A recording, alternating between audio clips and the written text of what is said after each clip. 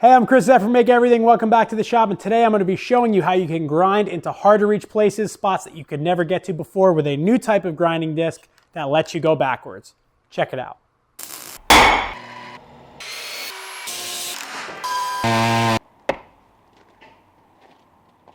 So if you work with metal especially, or even if you work with wood, you might be familiar with this type of grinding mandrel and grinding disc. This is commonly referred to as like a roll-lock disc. So there's a little thread on the back of this disc, and it threads into a little arbor. It's a very quick and short thread, so it's easy to switch these off. So normally you would just have one of these mandrels on a grinder, and you would quickly be able to switch between like a surface finishing disc or a grinding disc, or even you can get little like kind of mini flap discs like this. Now these are great, and I've made videos about grinding and wire wheels and all sorts of different products that you can use in your metal shop, but all of them kind of work in the same way where they all grind on the front side of the abrasive.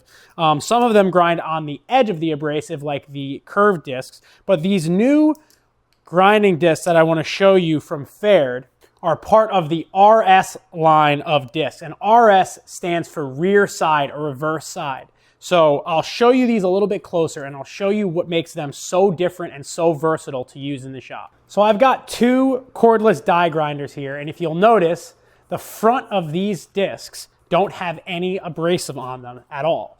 These are rear-sided abrasive discs. Now they come in a variety of different sizes. I've got a 3-inch and a 2-inch here. I've also got some 1.5 inch over on the table and a bunch of different grits. These are both 120 grit.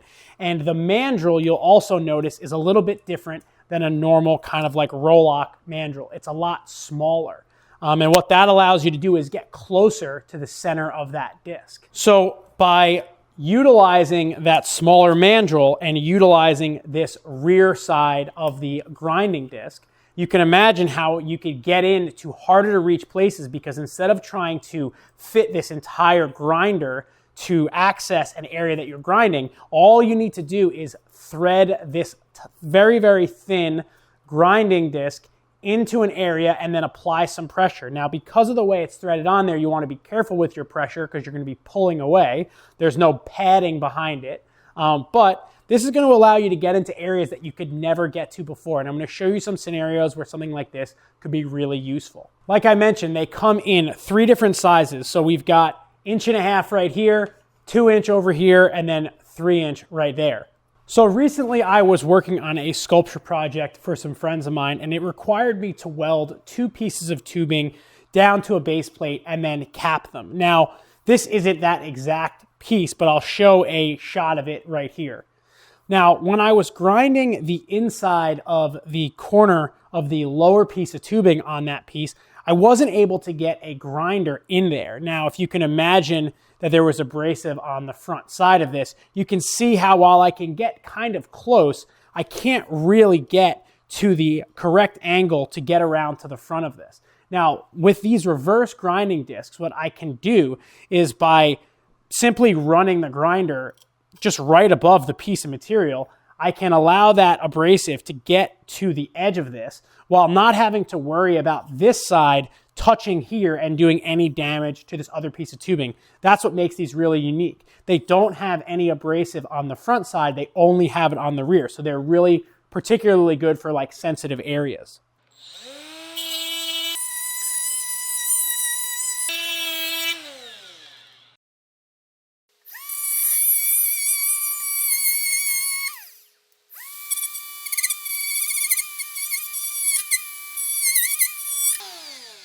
So another application where something like a reverse grinding disc could come in handy is in something like this, where you're dealing with like a fitment situation. So this is just a part of my H-frame press. And while it doesn't need to be ground, I'm going to use it as an example to show how you can use kind of the kerf of this disc to get in and grind some fitment. So if I was trying to maybe get these pieces to fit a little bit better and I needed to grind something off the back side, but I didn't want to affect this part of the material, something like this is going to be perfect, because like I said, this is just cloth on one side. What's nice is it also mentions the grit and the abrasive on it. So this is a CO Cool 120 grit. And what I can do here is I can grind just the back side of this piece of channel by wedging that in here while I'm grinding. And obviously I want to be careful here because this is clearly a binding scenario, but I'm going to be able to get in there better than I would ever be able to do with like a piece of sandpaper or even a file, because I don't think I could even fit a file in here to do any grinding.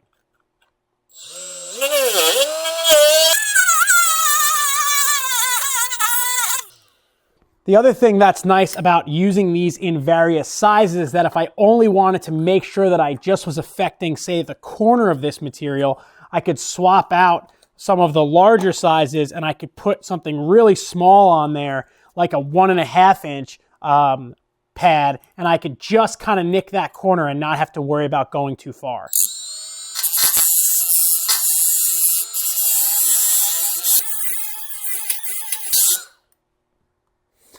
And this one is a 120 grit aluminum oxide. So another scenario where I find these to be really useful is on the backside of a plasma cut hole or a drilled hole, especially a circle where you've got a burr.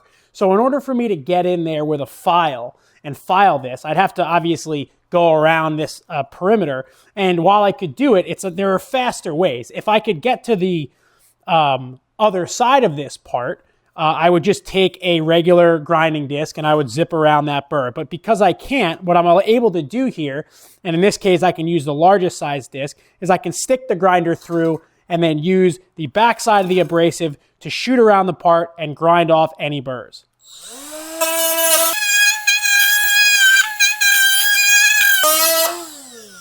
Now in this scenario, I was able to use the largest size, the 3 inch, which is going to allow me to do it the fastest. But if the hole was smaller, I could easily just use a smaller disc, like a 2 inch or an 1.5 inches, and I could get into an 1.5 inch hole and deburr it. The other thing you could do is if you can get to one side of the hole, not the other, you could also just stick the mandrel through the hole, and then you could put the disc on from the other side, and by tightening it up, you'd be able to get that work done, and I can show you that as well. So now this is an 1.25 inch hole for a pin in my press. Now if I needed to grind the inside of this hole, because it actually has a pretty good burr on it, and let's say I couldn't get my whole tool inside that piece of a channel, what I could do is, because this mandrel is so small, I could actually get just the grinding disc in there, which obviously takes up a lot less room. I could then tighten down the mandrel, and now I have the ability to very carefully grind the back side of that hole. Now I want to be careful with my pressure here because again, I'm in a kind of a full contact scenario where I don't want to put all that pressure on the disc at once. So I'm going to be kind of gentle and I'm just going to allow the disc to do its work a little bit at a time.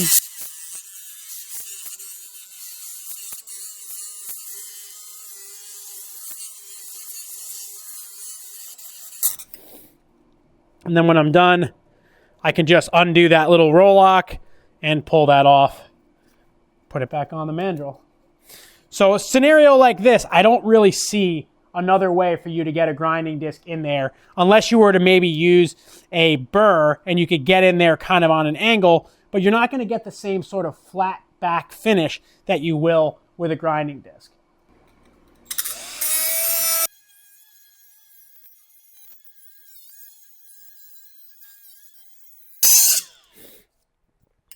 Having that abrasive on the backside of the disc gives you a ton of control as well. And because you can easily see what you're doing instead of having to maybe work underneath something like this in particular, you can really get in and get a lot of work done and utilize your grinder in a totally different way. Even a scenario like this where let's say I wanted to grind the backside of this piece of plate, there's no other way for me to get a grinding tool in there efficiently.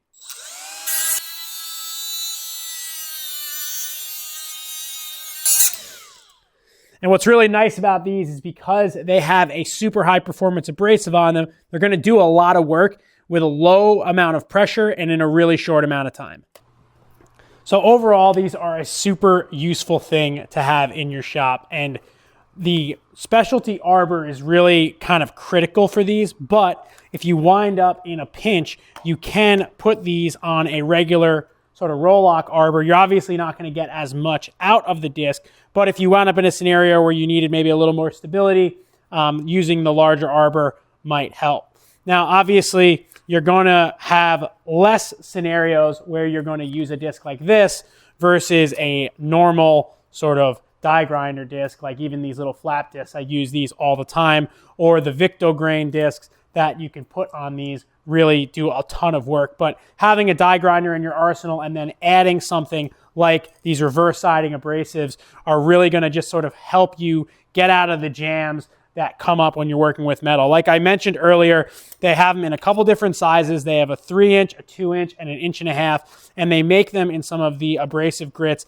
that you may already kind of know about and use, especially if you already use some of the Pferd stuff. So the CO Cool, these are 120 grit, which is a super high efficiency abrasive. They also have them in aluminum oxide and silicon carbide for those kind of specialized materials where you're going to want to use aluminum oxide or silicon carbide just to make sure that your grinding is done in the most efficient way. The other thing I really like about these is they run at about 12,000 RPM on the larger ones, and then on the smaller ones you can run them all the way up to 20,000 RPMs. So if your grinder is variable speed, like these Milwaukee ones are, you just make sure that you set your speed to the optimal setting. And that's one of the things that I've mentioned before about the Pferd stuff, is it always mentions the optimal speed or the maximum RPMs on all of their products, which really just helps you get the most out of them. All right, that about does it for this little video. I hope you learned something, and I hope this showed you a product that you maybe didn't know about before. One of the things that I found to really add to my success here in the shop is having little tricks like this, little kind of tools and consumables and different things that when a scenario comes up, like for instance, the sculpture that I mentioned where I had to grind in between those two pieces of tubing, right? Like I want to be able to work efficiently all the time. I always want to have kind of that little trick that allows me to get the job done faster, more efficiently, do a better job, please the client, do all those things that make the work fun. Because when it's a drag and I have to go out and add time to a project that was unforeseen, it's not fun anymore. Like I want to enjoy the work that I'm doing here, and I genuinely do enjoy all the projects that I get. But every now and then, right when you're at the finish line, something happens and you don't have the right tool where it can really take all of the money that you were making and all of the good that came out of the project and turn it south. Everybody's been there, no matter if you're a metal worker, woodworker, machinist, whatever. So having little things like these in your arsenal can really make a difference and really make or break a project when it comes down. So go ahead and check out the links below in the description on where you can get some of these discs from my friends at Pferd. These are a new product for them, and they're constantly innovating and coming out with new abrasives and new things that you can use in the shop that will help you get jobs done. I know that I've probably had 100 scenarios where I wish I had these, and my friends that build motorcycles are absolutely going to get some use out of these for getting inside tight spaces. So I'm really looking forward to sharing these with the community and allowing people to learn from my experiences here and better themselves in their shop. If you want to check out what I'm doing on a day-to-day basis, follow me right here on Instagram at MakeEverythingShop. I always post behind the scenes stuff and post what I'm working on. There's a lot of projects going on at any given day here in the shop and a million different things that I'm up to. So if you want to stay tuned and see what I'm doing there, you can check me out on Instagram.